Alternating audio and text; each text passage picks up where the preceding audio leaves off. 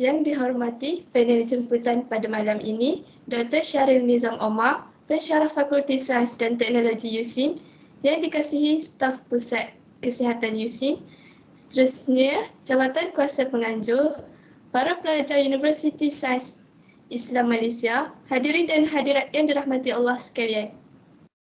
Assalamualaikum warahmatullahi wabarakatuh. Salam ceria, salam sejahtera, salam keilmuan dan salam integrasi ilmu nakli dan akli. Sirih pinang di dalam puan, kemas gubahan tampak berseri. Selamat datang kami ucapkan kepada hadirin ke majlis kami. Alhamdulillahirabbil alamin wassalatu wassalamu ala asyrafil anbiya'i wal mursalin wa ala alihi wa ashabihi ajma'in. Alhamdulillah, terus dipanjatkan setulus hati, seikhlas nurani, semurni jiwa, dimunajatkan rasa syukur kehadrat ilahi kerana dengan limpah kurnia serta taufik dan hidayahnya, dapatlah sama-sama kita berkumpul bagi menjayakan wacana ilmiah kesedaran keselamatan cyber. Untuk makluman semua, program ini bertujuan untuk memberikan pendedahan kepada warga USIM mengenai keselamatan cyber pada masa kini. Hadirin hadirat yang dimuliakan, bagi memberkati majlis kita pada hari ini, majlis dengan segala hormatnya mempersilakan Saudara Ahmad Irsyad Mursyidin bin Muhammad Zakaria untuk memimpin bacaan doa. Majlis dengan segala hormatnya mempersilakan.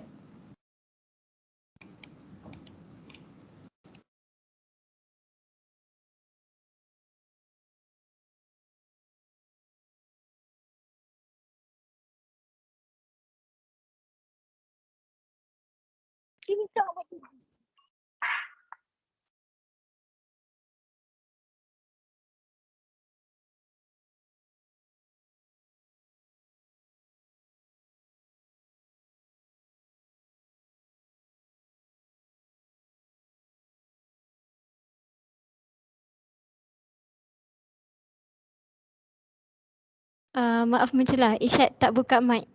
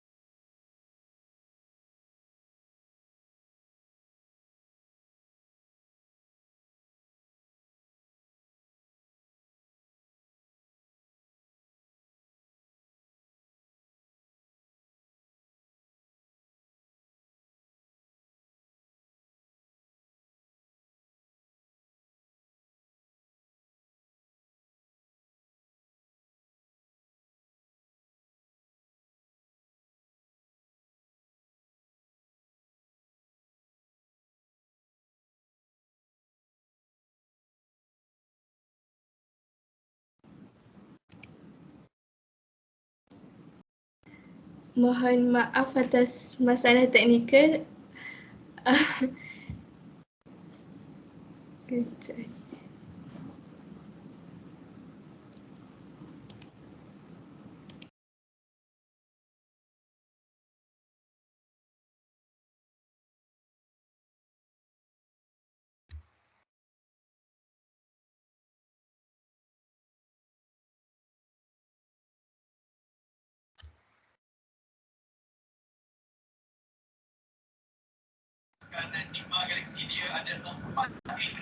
سوي الفاتحة.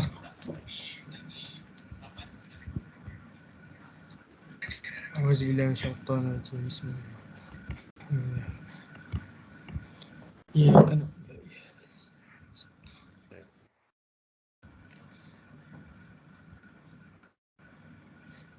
Bismillahirrahmanirrahim. Alhamdulillahi alamin. Wa bihi nasta'in wal 'aqibatu lil muttaqin. Wassalatu wassalamu ala asyrafil anbiya'i wal mursalin wa ala wa ala alihi wa ashabi ajma'in. Ya Allah, di majlis yang mulia ini kami merafakkan rasa kesyukuran kepadamu yang maha pemurah lagi maha penyayang atas segala nikmat yang engkau kurniakan kepada kami. Dapat kami berkumpul di sini untuk menjayakan program kesedaran keselamatan cyber pada malam yang berkah ini. Allahumma ja'al jam'ana hadza jam'an marhuma wa tafarraqa min ba'dihi tafarraqan ma'suma. Rabbana zalamna anfusana wa illam taghfir lana wa tarhamna lanakunanna minal khasirin.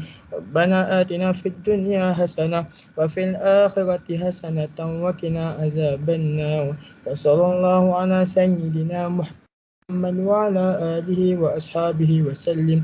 Walhamdulillahi rabbil alamin. Taqabbalallahu minna wa minkum. Amin amin ya rabbal alamin.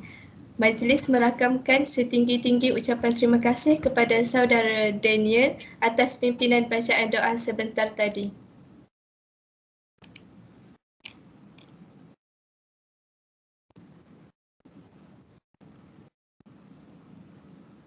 Hadirin dan hadirat sekalian, kini tibalah masa yang dinanti-nantikan. Majlis dengan segala hormatnya menjemput Yang Berbahagia Dr. Syahril Nizam Omar, Pensyarah Fakulti Sains dan Teknologi USIM, untuk meneruskan perkongsian pada malam ini. Namun sebelum itu, sebelum saya menyerahkan majlis kepada penceramah jemputan, saya akan berkongsi serba sedikit latar belakang penceramah pada malam ini. Beliau merupakan seorang pensyarah kanan, penyelaras dan penyelaras data raya di Pejabat Ketua Pegawai Maklumat dari Fakulti Sains dan Teknologi USIM. Beliau berkelulusan Dr. Falsafah Sains Komputer, Sarjana Keselamatan Maklumat dan Sarjana Muda Sains Komputer daripada Universiti Teknologi Malaysia. Penglibatan beliau tertumpu dalam projek-projek berkaitan keselamatan sejak tahun 1998 sebelum beliau menjadi pensyarah di USIM pada tahun 2019. Antaranya automasi penjara, bangunan, infrastruktur kritikal, pemerhatian awam dan bandar pintar. Kajian ilmiah beliau adalah berkaitan dengan rangkaian dan penyembunyian maklumat rahsia. Tanpa membuang masa lagi, majlis dengan segala hormatnya mempersilakan.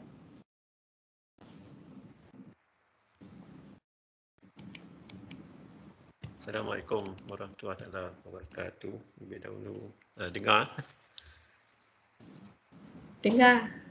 Saya ucapkan Dengar. terima kasih kepada pengarah program Nur Izzati binti Alias dan kepada semua ahli jawatan kuasa penganjur, para pelajar Universiti Sains Islam Malaysia dan kepada semua hadirin hadirat yang dirahmati Allah sekalian. InsyaAllah sebelum kita mula, kita santai-santai dahulu. Jadi untuk bersantai itu saya minta rakan-rakan yang sedang berada di dalam talian untuk join meti.com menggunakan kod 34600889. So 34600889 dan boleh masukkan apa-apa yang terfikir fikiran berkenaan dengan serangan cyber ataupun kita panggil type of cyber attacks. So boleh masukkan lah. So saya akan biarkan dulu dan kita akan tengok keputusannya nanti ya. So dia punya link adalah www.menti ya. So I think saya copy dulu ni. Just copy and I put in the chat box. Kalau boleh. Sekejap. Saya masukkan di chat box. So ada chat. Tak mana ada chat box dia. Saya tak nampak chat box. Tak apa, Doktor boleh bagi dekat saya. Okay. Dan you boleh masukkan lah. So Menti www.menti.com. So www.menti.com dan dia punya passwordnya adalah 34600889 ya. So kita akan saya akan buat screen share. So anda boleh stop saja bila-bila masa ataupun kalau terlambat boleh beritahu saya jika dah masa terlebih. Kita takut kadang-kadang kita shock sendiri. Yang banyak bahayanya lagi top kena dengan keselamatan cyber. Ini adalah berita terbaru yang saya ambil daripada news. So, sekarang ni banyak penipuan secara online. So kita boleh lihat dekat sini ada macam-macam kes penipuan secara atas talian. Jadi yang sekarang ini sedang berlaku. Dan jumlahnya agak besar untuk 9 bulan pertama tahun ini saja berjumlah 380 juta. So di Negeri Sembilan, kes penipuan atas talian setakat ini berjumlah 20.9 juta ini untuk tahun 2021. Belum mengambil tahun yang sebelumnya. Ini agak tinggi dan kita lihat di peringkat dunia. So di peringkat dunia sejak tahun 2017 hingga tahun 2020. So pada tahun 2017 kita boleh katakan di sini adalah fasa saya tak nampak dia punya where is selalunya dia hilang dia punya pointer kat sini. So kalau ada pointernya senang, tapi saya harap rakan-rakan boleh nampak mouse saya. So di sini kita dapat lihat yang bubble besar tu maksudnya cost dari segi impact apabila berlaku serangan fiber tu tinggi. Termasuklah website jenama-jenama yang terkenal yang terdengar seperti Facebook, Microsoft, Twitter. Yang lain-lain itu kita jarang dengar, tapi bila kita tengok akaun-akaun yang kita rasa kita trust, kita percaya. Kos platform-platform ini sepatutnya tidak membocorkan maklumat user, tapi ada berlaku Yahoo dan sebagainya. So ada banyak platform yang terlibat dan di Malaysia pun ada. Di sini di Malaysia MVNO, so Telcos and MVNO. Maknanya kita tak terlepas daripada serangan fiber ini. Kalau boleh saya tengok jawapan. So ada jawapan. So kita boleh tengok live attack. Live attacks. Kita tengok live attack. Kalau kita type kat Google live attack, ada certain websites di mana kita dapat melihat dalam keadaan semasa. So serangan-serangan cyber yang tengah berlaku sekarang ini di masa saya sedang memberi kami talk lah, kita berkongsi maklumat ni, berkongsi information sedikit yang saya ada. So kita lihat ini adalah serangan cyber yang sedang berlaku. So maknanya tak dapat lari daripada serangan cyber walaupun kita ada maklumat kita masih dilanda oleh malapetaka, banjir dan sebagainya, COVID. Tapi mungkin didapati di luar sana boring duduk rumah disebabkan Movement Control Order ataupun kita panggil PKP, bukan sahaja di Malaysia, di serata dunia. So kita akan lihat serangan fiber ini makin meningkat sebab mungkin ada yang rasa boring duduk di rumah dan mereka suka melancarkan berbagai-bagai serangan fiber cyber. So you boleh type dekat Google, just type live attack. So ia berlaku. So bukan tidak berlaku. So di sini ada seperti hacking, ada seperti DDoS, alhamdulillah. So pelajar-pelajar agak mahasiswa dah kata apa, agak tak hadapan. Saya nak bagi satu pantun sebab tadi saya tengok tengah ada ucapan pantun. So dari USIM kita nampak dari lebuh raya. So USIM kita nampak dari lebuh raya. Pelajar-pelajarnya sungguh berkaliber. Muka-muka pelajarnya bercahaya. Muka pelajar-pelajarnya bercahaya. Semoga mereka pintar keselamatan cyber. Pantun daripada saya untuk anda semua. So kita go back to our slide. So kebocoran data sangat ditakuti ya. We go back to our slide. Dan di sini saya ada satu video pendek. Saya harap tadi saya include my voice lah. So just about not more than 1 minute lah. So itu saya play. Dengar ke? Dengar. Okay. Dengar. Hey, Melissa, this is James Murdoch, the CEO. Yes, that James. Listen, Melanie, I just got out of a very important CEO meeting where we were discussing many CEO things. You wouldn't understand. I need you to do something very important and very urgent for me. I need you to send me a wire transfer for $25,000 to this account. I do it myself, but I'm actually boarding a jet for Fiji. Yeah, it's great. Okay, awesome. You know what? Let's just make it an even $50K, actually. Peter, dinner's ready. Yeah, okay, thanks. Gotta go. Bye. So itu adalah video yang berkaitan dengan social engineering attack, scam. So di sini kita nampak ada social engineering attack dan spam dan scammer. So dia adalah perkara yang betul berlaku. Kenapa scammer ni berlaku kita akan lihat kemudian. Ini adalah kerana kita suka berkongsi maklumat di luar sana. Jadi scammer ni dia tak akan berlaku jika kita tak berkongsi maklumat. So bila dia dapat detail kita, dia akan melakukan scammer. So yang tadi video itu mungkin kita nampak sebagai gimmick, tapi cerita betul ada berlaku. Pada seorang CEO di Malaysia, dia bercuti ke Thailand dan dia telah kena scammer lebih kurang 40,000. So scammer ni telefon dia punya accountants mengatakan yang dia telah kehilangan pasport dan visa sebagainya. So bila scammer ni tahu, so scammer ni try to call, scammer ni tahu nombor telefon bos tu dan dia cuba buat phone call dan bila tak dapat, mana dia nanti si accountant ni tak boleh nak verify balik sebab nombor tu dah hilang sebab kita bercuti satu tempat yang di mana talian telefon kita tak capai. Dan jadi dalam percakapan tu seperti mana yang anda lihat tu, mana dia menekankan dia terdesak, dia hilang dia punya luggage, everything. Maka of course bila CEO telefon, maka pegawai yang menjaga akaun, masa accounting di syarikat tanpa melengah masa just transfer jumlah yang diminta. So dan bila bos balik dan si accountant ni pun boleh lari jumpa bos. How are you? What happened to you? Bos dia kata what? So setelah kena scammer. So dan kenapa kita perlu tahu security?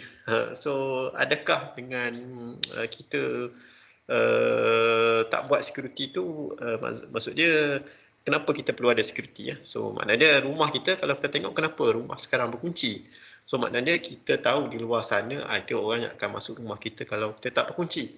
So pada hakikatnya jika manusia memegang pada kemaslahatan syariah dan sebagainya, maknanya kalau rumah tak kunci pun takkan ada orang masuk.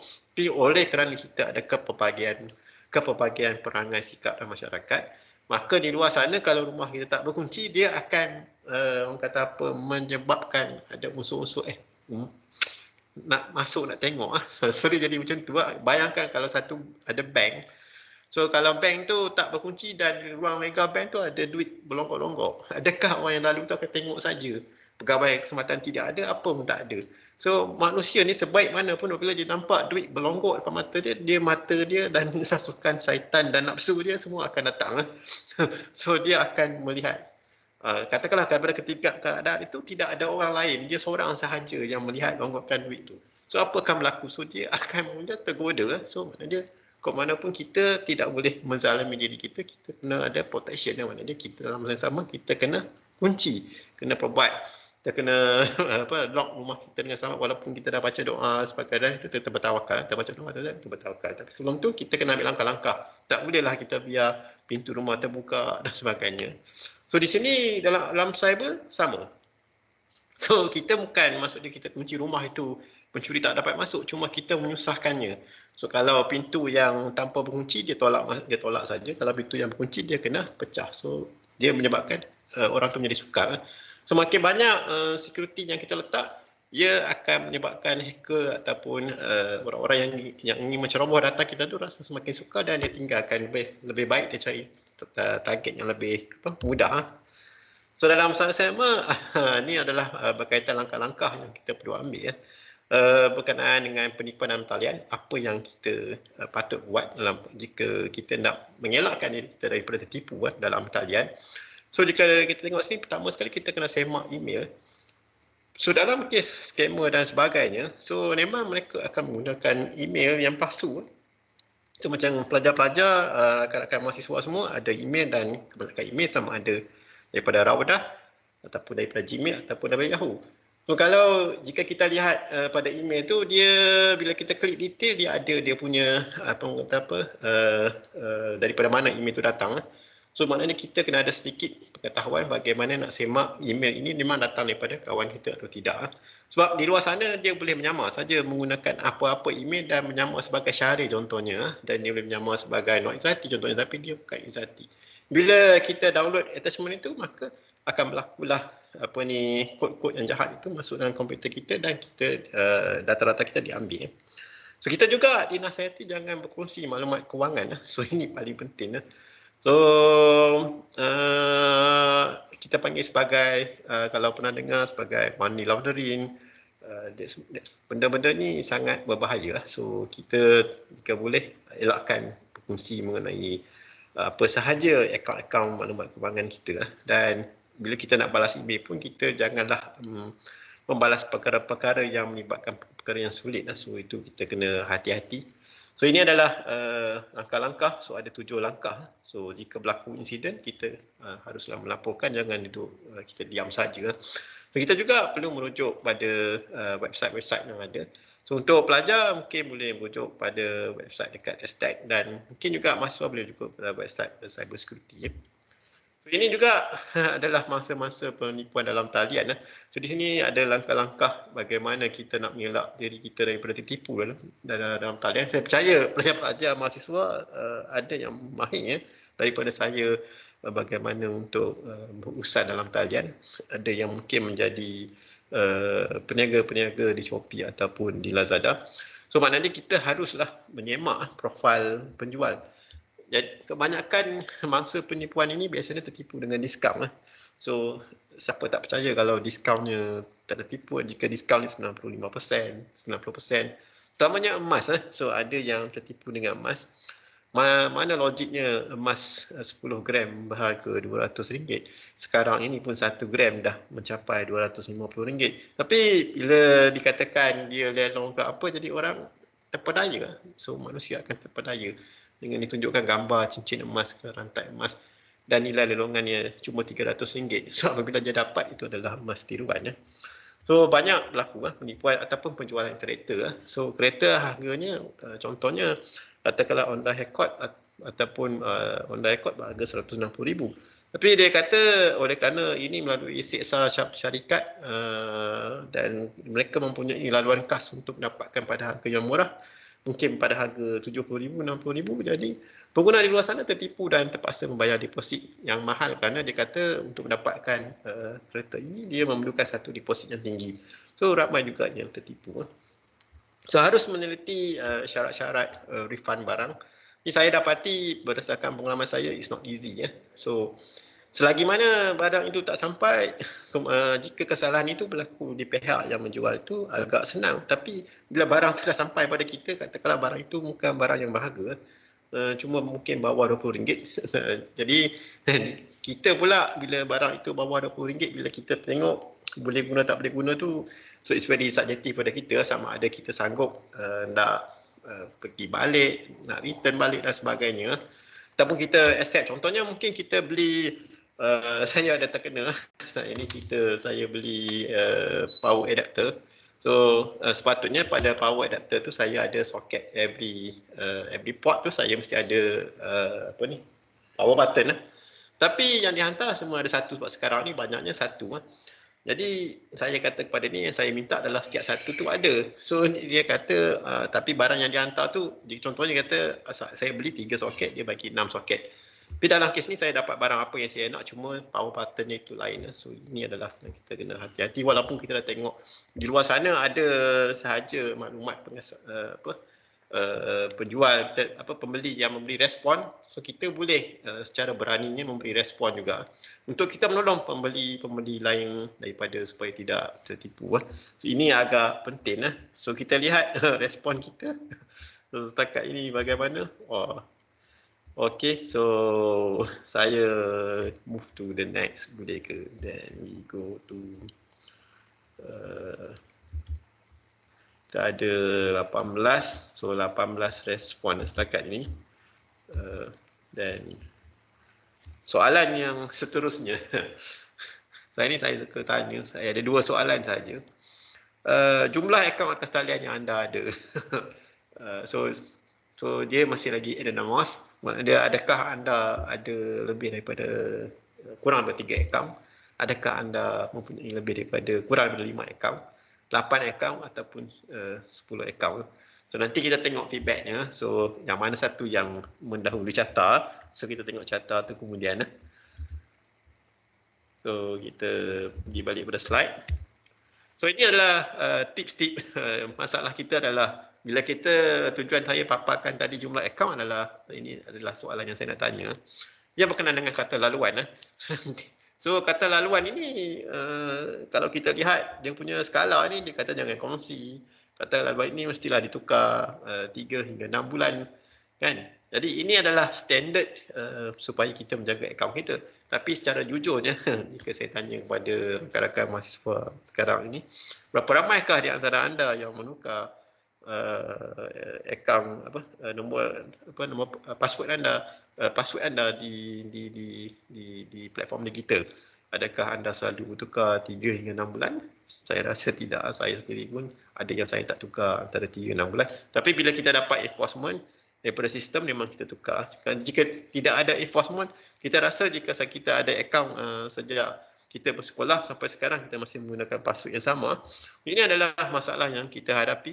Dan masalah kedua yang kita hadapi, apabila kita ada akaun atas talian ni, kita mungkin menggunakan password yang sama untuk semua akaun. Itu sangat berbahaya, ini kita kena jaga. Maknanya jika kita ada lebih daripada, terutama yang melibatkan kewangan, mungkin pada waktu anda sekolah, anda ada online banking account pada bank A, dan sekarang ini setelah menjadi mahasiswa, anda ada online banking account B dan C. Maka sepatutnya tidak digunakan password yang sama, sepatutnya password yang berlainan. Tapi kadang-kadang manusia ini dia akan memilih jalan yang mudah.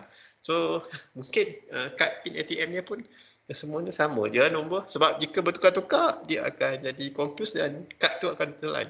So, ini masalah yang kita hadapi. Yang ini yang paling kritikal. Kalau saya tak dapat buat soalan yang banyak, tapi kita semua ada smart gadget, smart handphone. Berapa ramaikah di antara kita yang install antivirus pada handphone kita?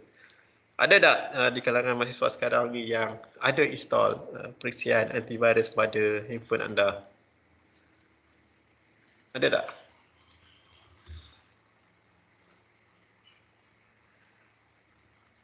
Tak ada. So ini adalah suatu yang silakan. Dalam laptop mesti ada, dalam handphone tak ada. Dalam handphone ada Tak, dalam handphone tak ada. Oh, dalam handphone tak ada, dekat komputer ada lah.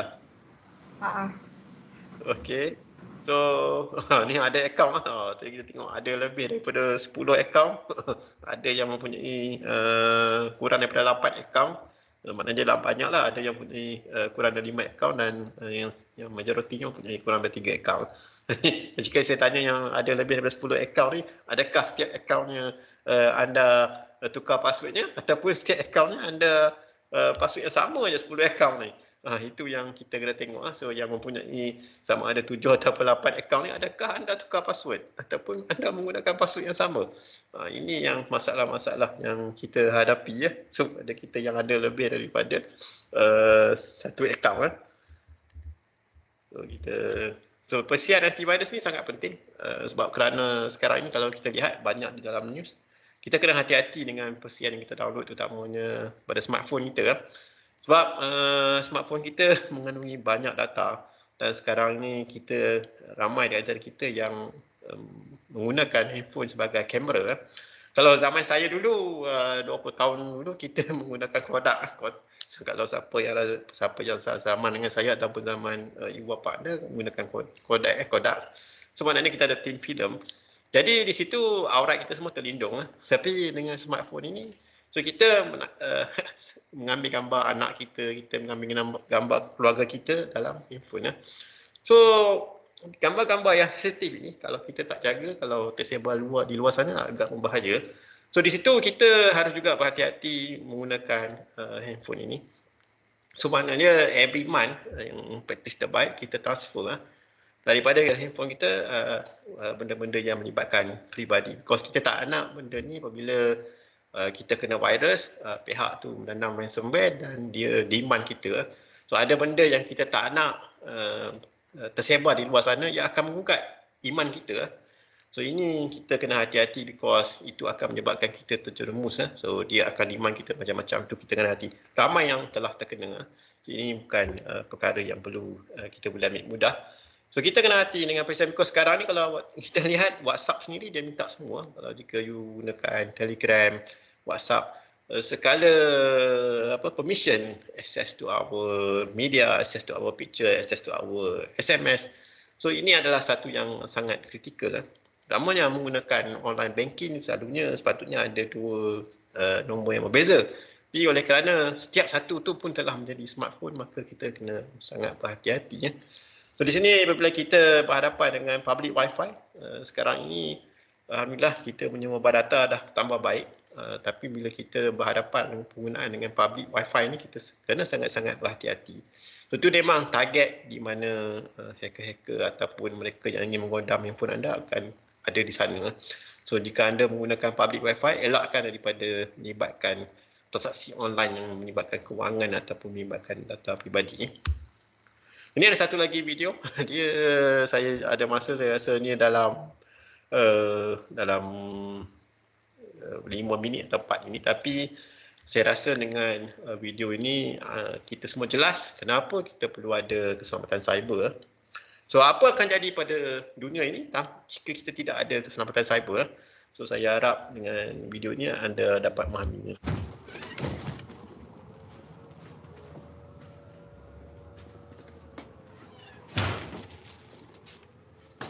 So dalam masa sama boleh jawab soalan matematika tu.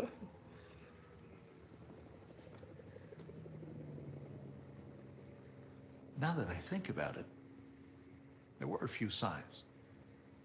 Something was not right. But I couldn't quite put my finger on it.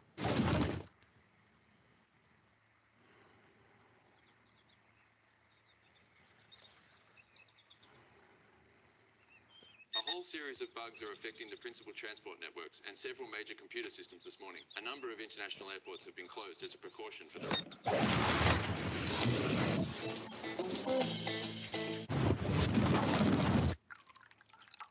This could very well be the worst hacking in the history of the world. While many IT systems are not functioning this morning, paralyzing cities around the world, we have heard reports... revelations in the Kelly Adams scandal following the publication of a private email. Teenagers all over the world are shocked to see their idol in such... I can care less about Kelly Adams, to be frank. And anyway, it was high time to go to work.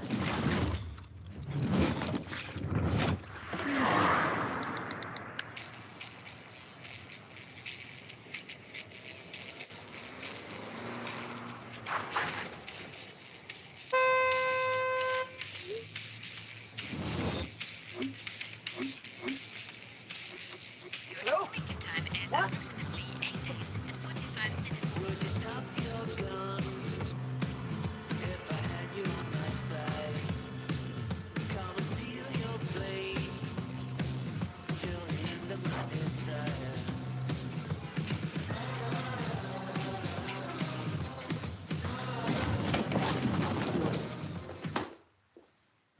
The industrial security of this site cannot be assured today. We've therefore taken some exception. Video surveillance systems are down, so they had to stop all subway activity for now. Say the world is going through the worst IT crisis ever. Marie? What we're experiencing right now really comes down to sudden and complete lack of cybersecurity. Cybersecurity? I mean, there's a firewall on my computer. There's a password on my phone. I had it covered. And I had so much more on my plate.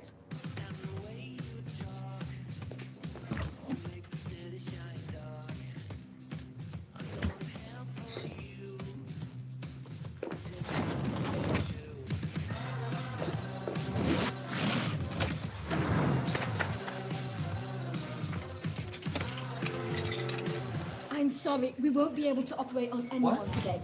No, yes, we're having some technical problems. We can't access the files of any of our patients. Is there any way we could... Oh, don't worry about your dad. Everything should be fine. Oh, I see. What did you say his name was again? Hello. There was no way I was not going to go see my dad. But first, I had to get something to eat.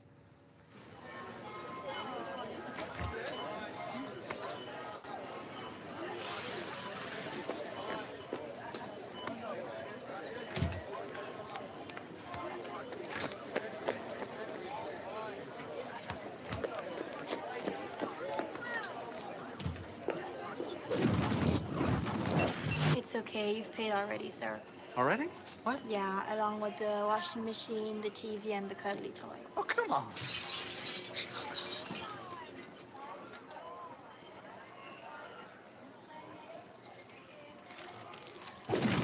I'd never done anything like that.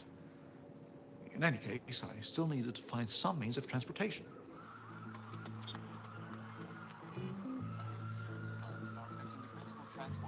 And several major computer systems this morning. And so even basic communication is proving extremely difficult. We've been informed that even many political leaders cannot be reached at this time. Since being confronted by this exceptional situation, armed forces have been placed on high alert for the past 24 hours.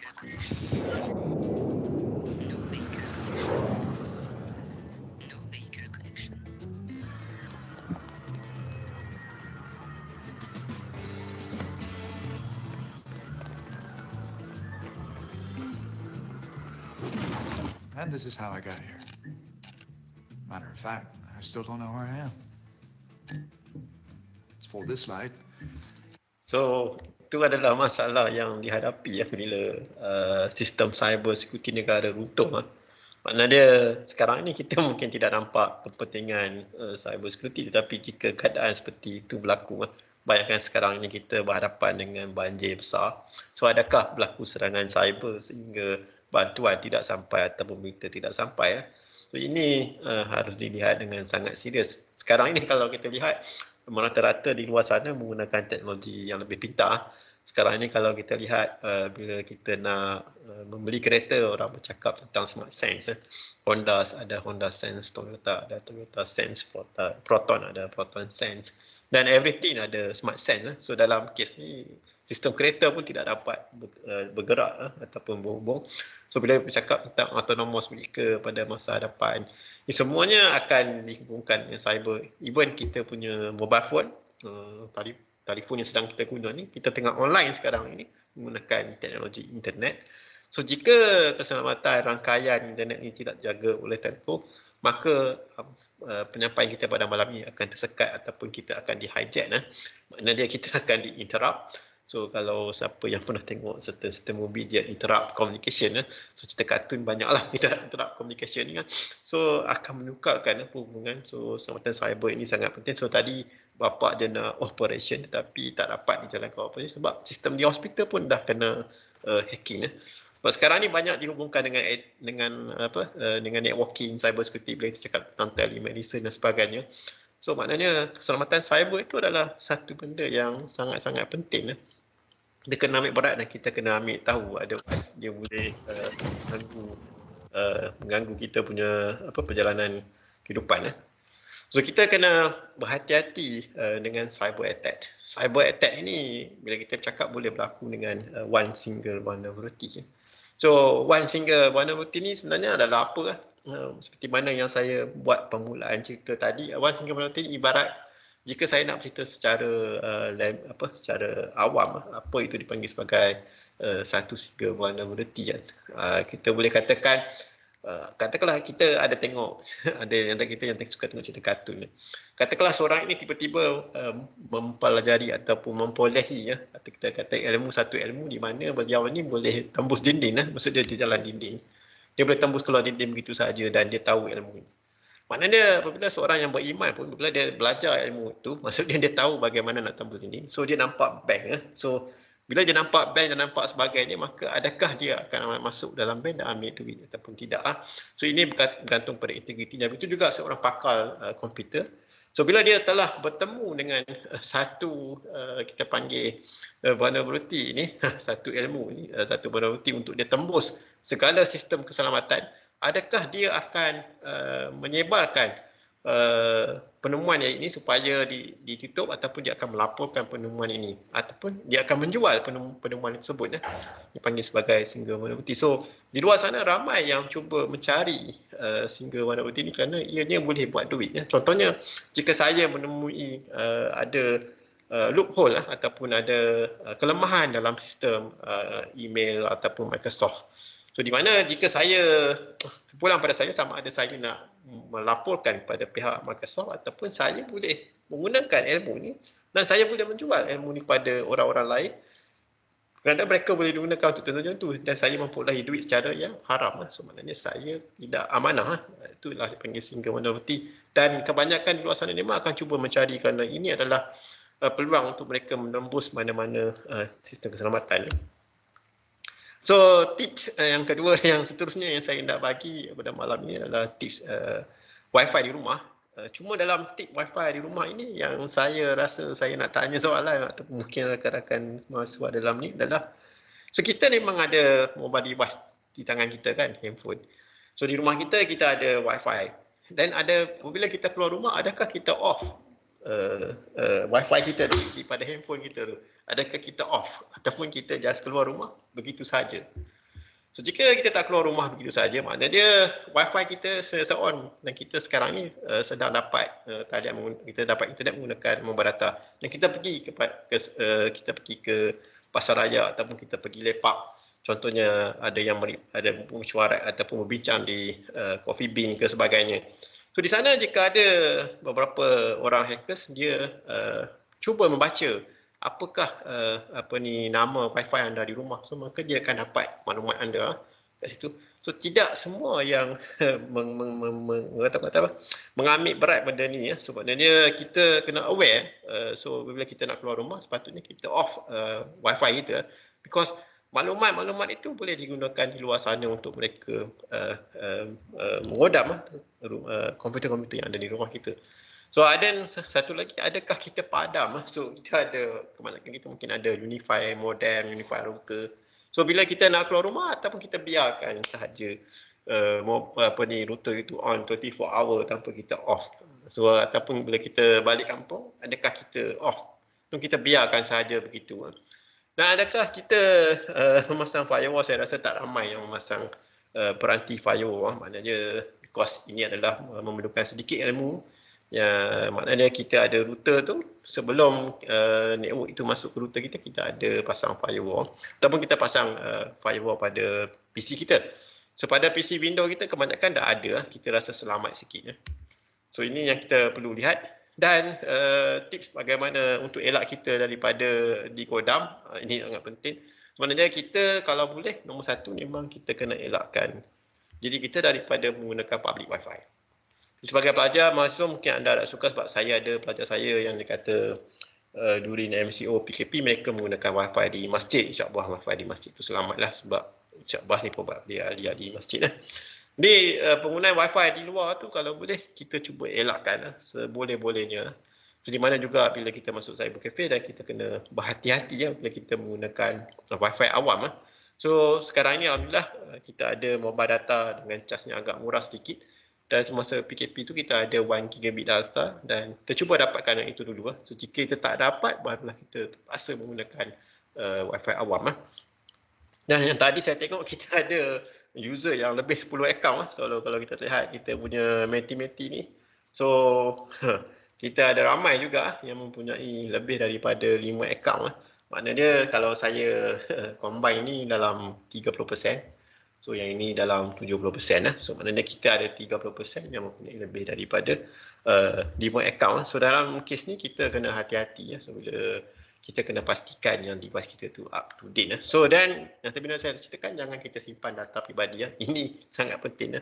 So walaupun diingatkan memang jarang lah. So penggunaan kata laluan seperti mana yang saya ceritakan, ada yang tak tukar 10 tahun.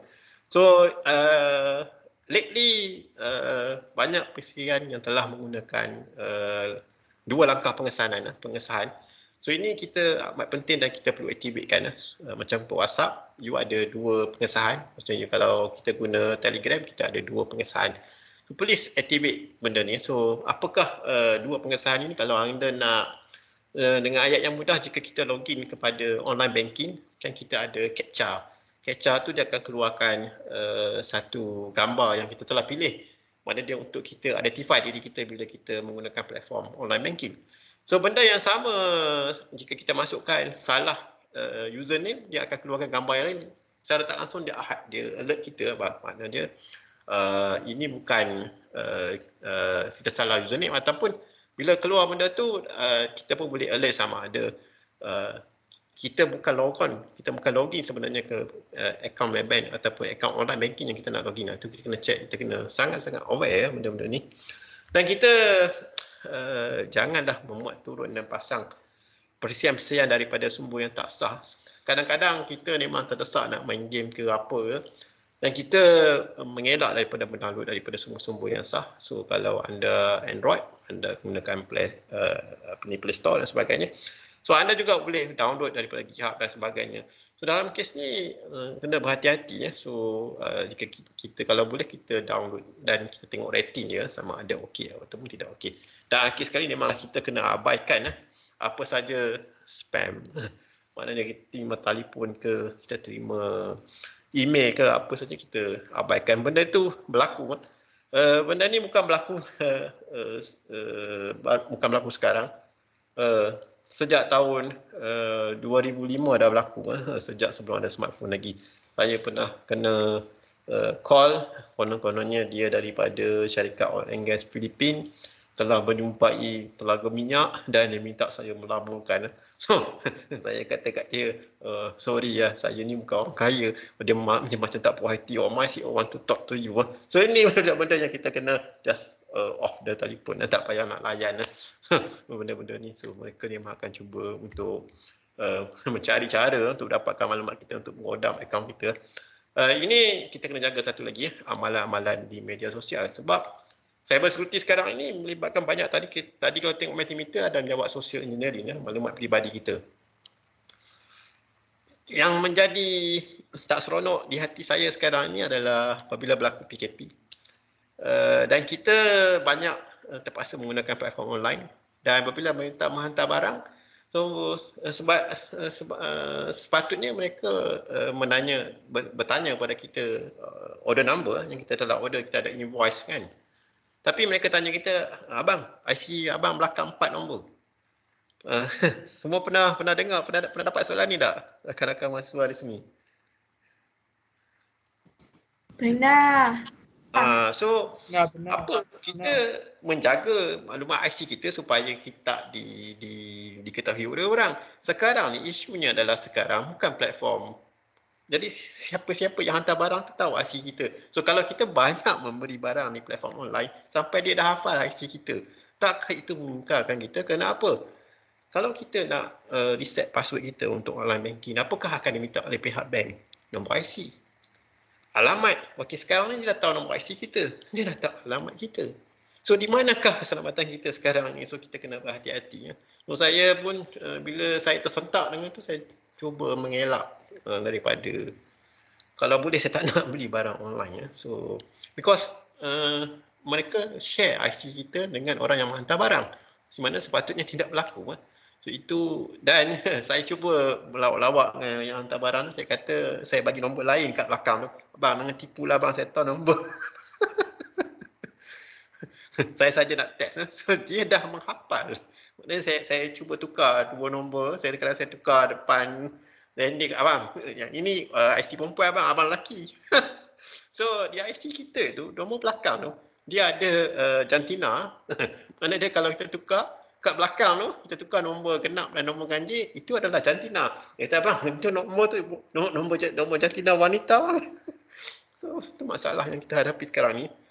So, dan kita mestilah log out lah. Mana dia, yang ini paling penting lah. Apabila kita ada di pejabat, kita berada di mana-mana pun, kita desak macam mana pun, mesti log out. Kerana apa? Katakanlah kita masa tu tengah menggunakan email, pastikan kita log out sebab kita tak nak orang lain melakukan sesuatu. Sebab sekarang ni problemnya, kadang-kadang orang open WhatsApp kat menggunakan Google, platform web browser. Kadang-kadang kita install Telegram. So benda ni kita kena buang dan kita juga seharusnya kalau boleh biasakan diri clear all the history dalam kita punya web browser tu. So ini adalah garis panduan penggunaan video dalam talian. Sebenarnya kita sekarang ni menggunakan platform MS Team. Begitu juga dekat luar sana kita boleh menggunakan Google Meet. Sekarang ini kalau kita lihat kalau kita menggunakan WhatsApp, ada WhatsApp group. Kita juga boleh buat video call through WhatsApp group, satu call dan dia akan call semua ahli dalam WhatsApp ni. Kerana kita kena pastikan setiap orang ahli yang ada tu adalah ahli yang betul, bukan ahli daripada luar. Tak nak orang lain masuk dalam kita punya video call. Ni berkenaan dengan sekali imbas apa yang kita perlu hati-hati. Yang paling penting adalah jangan dedahkan identiti kita yang sebenarnya. Ini untuk orang yang main game. So kalau you suka main game atas talian ini, elakkan daripada mendedahkan identiti yang sebenar. Because yang main game ni, kalau lihat mereka ni macam anda adalah mahasiswa. Mungkin di luar sana mereka bukan mahasiswa, mereka memang daripada alam yang lain, alam yang berbeza. So berhati-hati dalam pendengar atas talian. Saya ada lagi beberapa minit, saya cuba cepatkan. So yang ini paling penting. So, sekarang ini menjadi satu yang tidak sesuai, tidak selesa berkenaan dengan atas talian.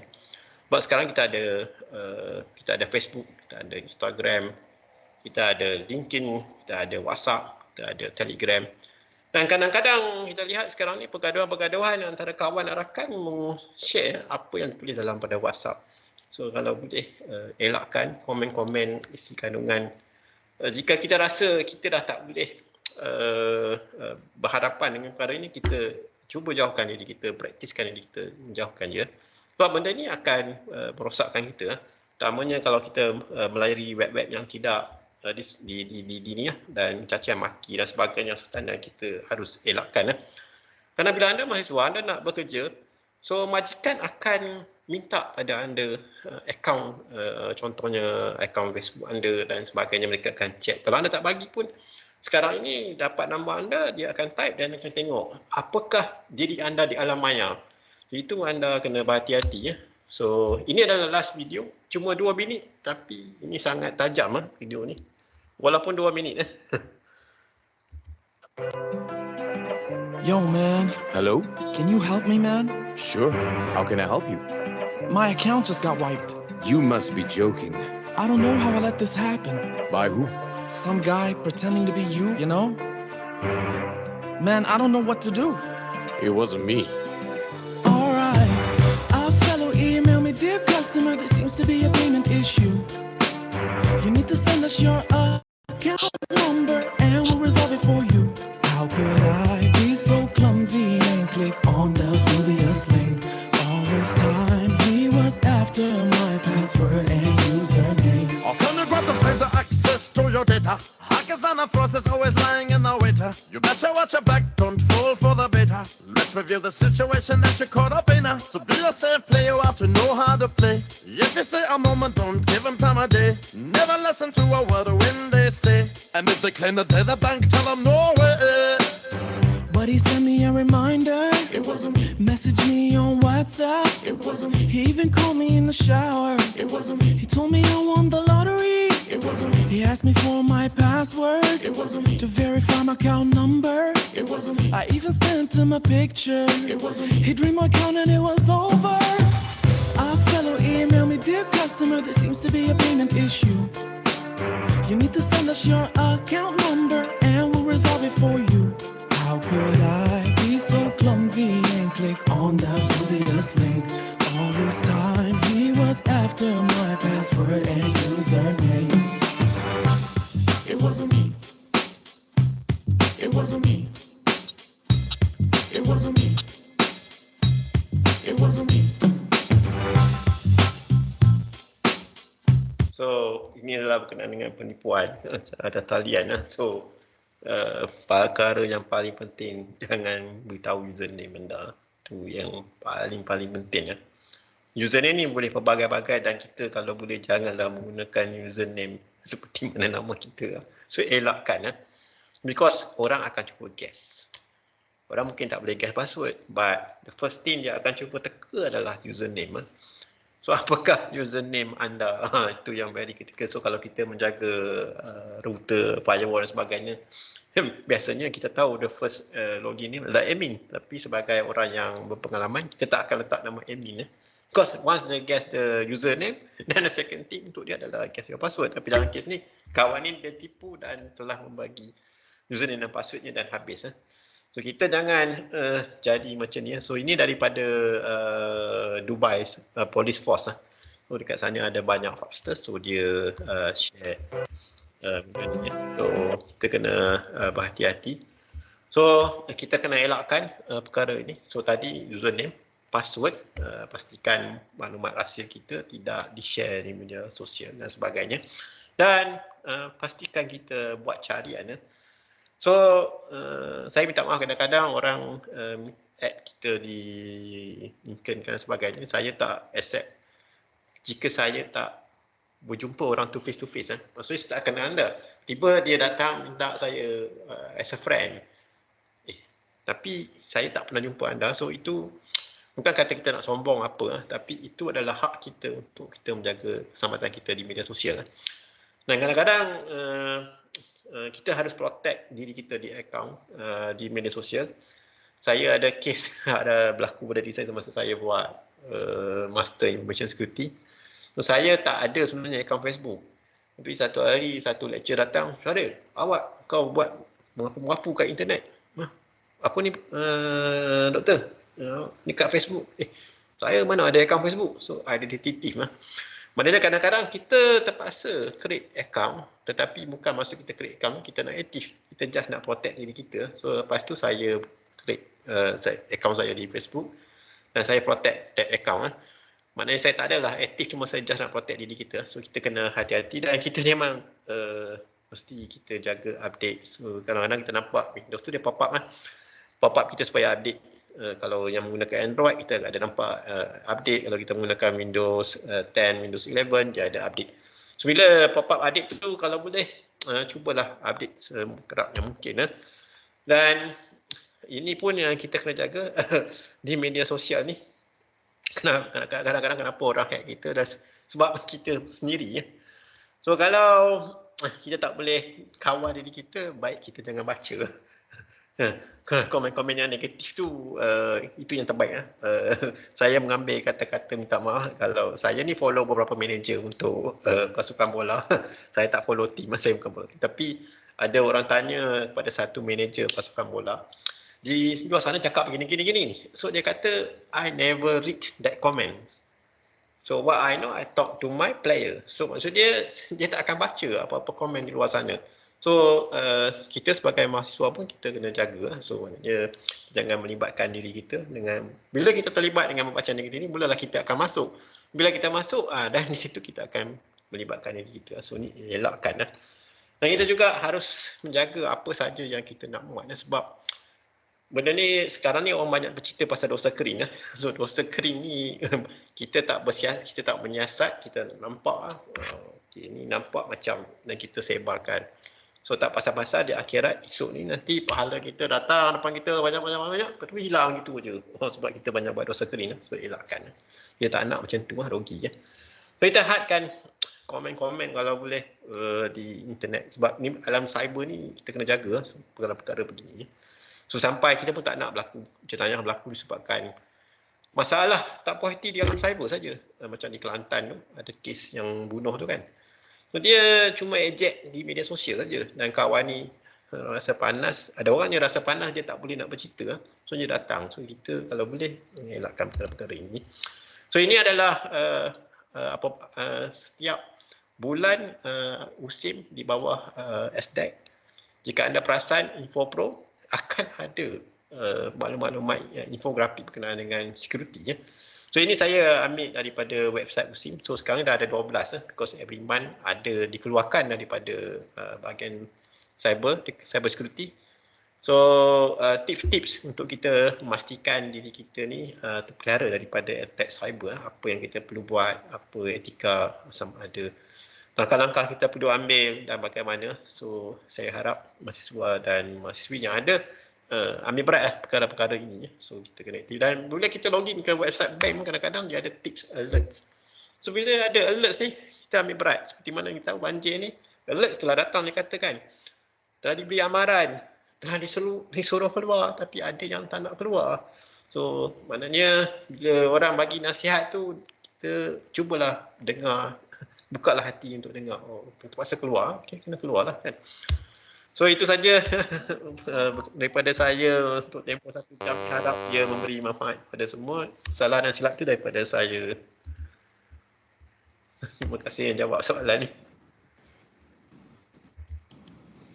Okey, jutaan terima kasih diucapkan kepada Yang Berbahagia Dr. Syahril Nizam Omar, Pensyarah Fakulti Sains Teknologi USIM atas perkongsian yang bermanfaat itu tadi. Hadirin sekalian, majlis diteruskan lagi dengan sesi soal jawab.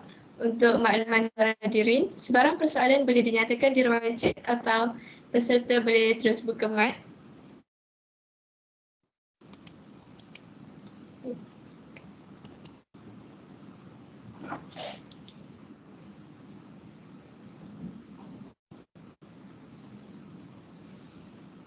Assalamualaikum Doktor. Salam ya. Saya nak tanya pasal penggunaan VPN. Adakah dia betul-betul safe untuk digunakan? Security dia? Terima kasih kepada yang bertanya tu. Saya tak letak tips untuk VPN tadi, minta maaf. Ada dua. VPN yang ke organisasi. Organisasi yang sah, maksudnya kalau SIM ada VPN dan kita di luar dan kita nak akses aplikasi-aplikasi tentu pada organisasi yang sah. That one is secure. But VPN yang ada kat luar sana tidak. Maknanya dia, kenapa kita nak guna VPN tu? Maknanya kita tak nak identiti kita didedahkan kan, betul? Maknanya kita pergi ke mana, kita tak nak kita di tracking. Tetapi bila kita menggunakan VPN tersebut, so mereka yang menawarkan perkhidmatan VPN itu, apabila data kita sampai sahaja ke server VPN, so dia akan di unencrypt. Maksudnya dia tidak dalam bentuk encrypted lah. So dia dibuka dan mereka tahu apa kita buat. Dan rahsia kita ada dengan mereka. Selagi mana kita bukan orang yang penting, maka kita tak terkenal. Tapi katakanlah suatu hari anda menjadi ketua jabatan, anda memegang jabatan, maka profil anda ni kita panggil profiling study ya. Benda-benda yang free yang diberikan oleh internet ni kita kena hati-hati ya. So kita ini dipanggil sebagai kad. Mereka ada kad kita. So apabila mereka tunjuk kad kita dah hilang kita punya maruah, kita dah hilang kita punya integrity. They have a card, so kita dah tertrap. Maknanya kita melakukan sesuatu, kita ada jiwa yang lain di media sosial, kita menggunakan perkhidmatan VPN dan mereka tahu apa yang kita buat di luar sana dan dalam keadaan itu kita terperangkap. So kita janganlah terperangkap dalam keadaan itu.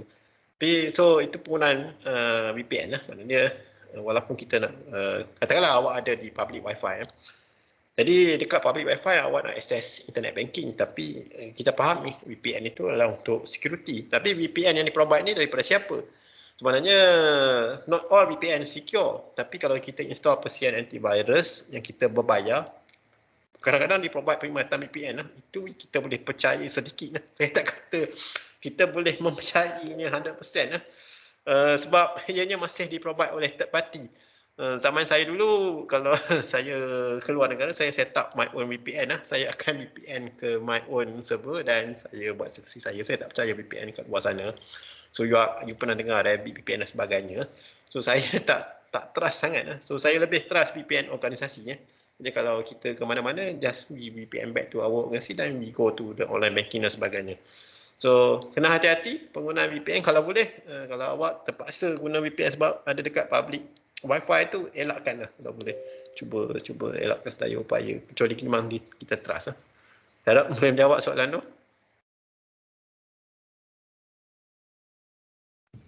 Terima kasih Doktor.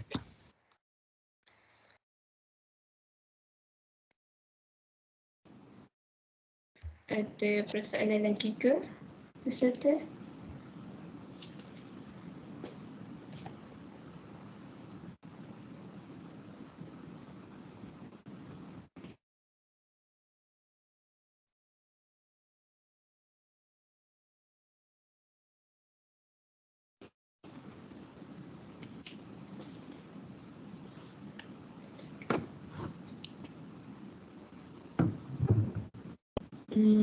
Okey, nampaknya dah tak ada. Saya tutup dalam kiraan 5,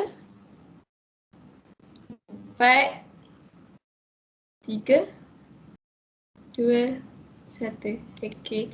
Terima kasih kepada yang bertanya soalan tadi.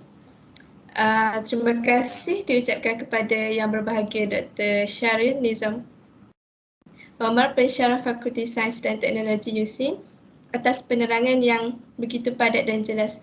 Semoga jawapan yang diberikan sedikit sebanyak dapat menambah kefahaman kita. Hadirin sekalian, anda diingatkan untuk mengimbas QR code di paparan skrin atau mengisi Google Form kehadiran yang telah dikongsikan di ruangan chat. Terima kasih. Kita akan bagi masa 2 minit untuk para peserta scan QR code.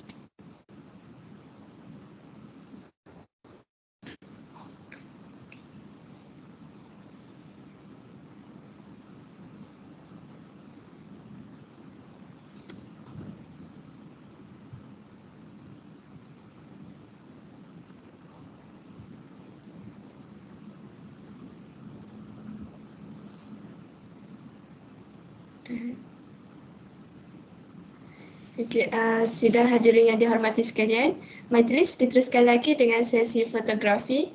Diminta yang berbahagia doktor dan para hadirin yang berkelapangan untuk bersedia untuk sesi fotografi. Diminta juga kepada AJK Technical untuk get ready. Peserta boleh bersedia lagi. Kita akan bagi masa lebih kurang 2 minit untuk semua.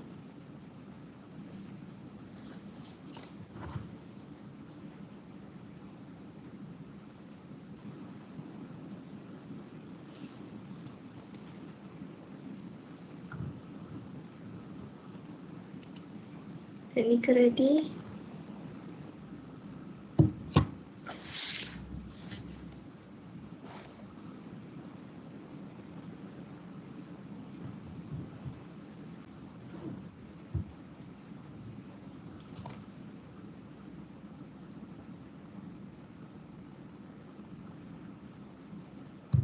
Semua dah Ada yang nak masuk lagi ke? Terima kasih pada yang ada walaupun pasti banjir hujan-hujan. Semua bersemangat. Semangat Semua ni tahun 4 ke tahun 3 ke campur-campur ni? Campur-campur, semua ada. Okey.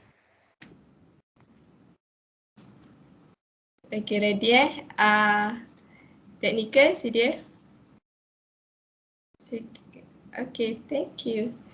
3, 2, 1.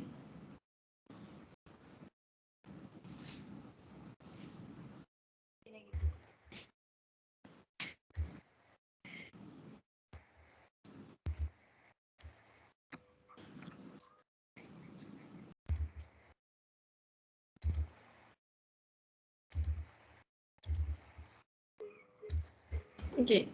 Dah dapat hati dah. Okay. InsyaAllah. Okey, terima kasih semua.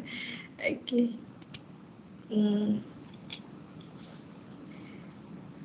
Dengan berakhirnya sesi fotografi sebentar tadi, maka berakhirlah program kita pada hari ini. Majlis merakamkan setinggi-tinggi penghargaan dan terima kasih kepada Yang Berbahagia Dr. Syahrir Nizam Omar, Pensyarah Fakulti Sains dan Teknologi USIM atas kesediaan menjayakan program Wacana Ilmiah Kesedaran Keselamatan Cyber kita pada hari ini.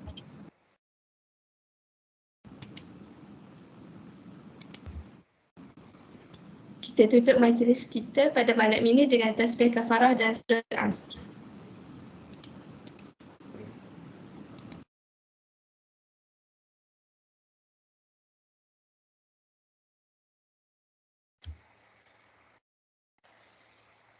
Okay, terima kasih semua. Assalamualaikum warahmatullahi wabarakatuh.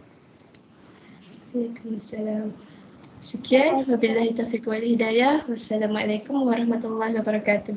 Majlis bersurai. Terima kasih semua. Bye. Terima kasih. Terima kasih, Doktor. Terima kasih semua. Terima kasih Doktor. Doktor.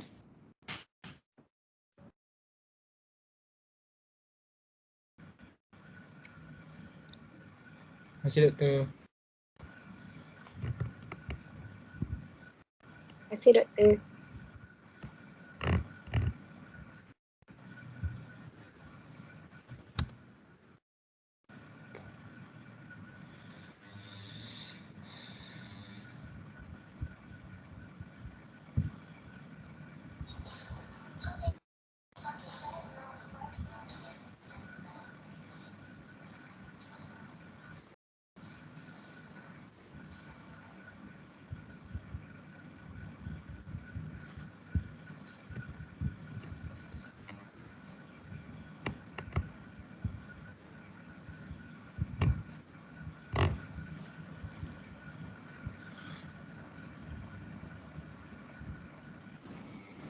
Kepada AJK semesta ke? AJK, baru nak pesan kepada AJK, Okey, tak apa.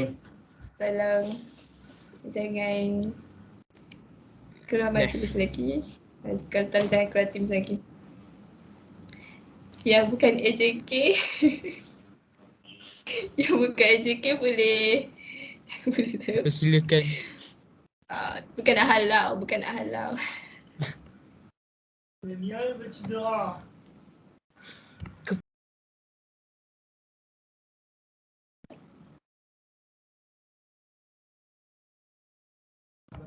Boleh tak?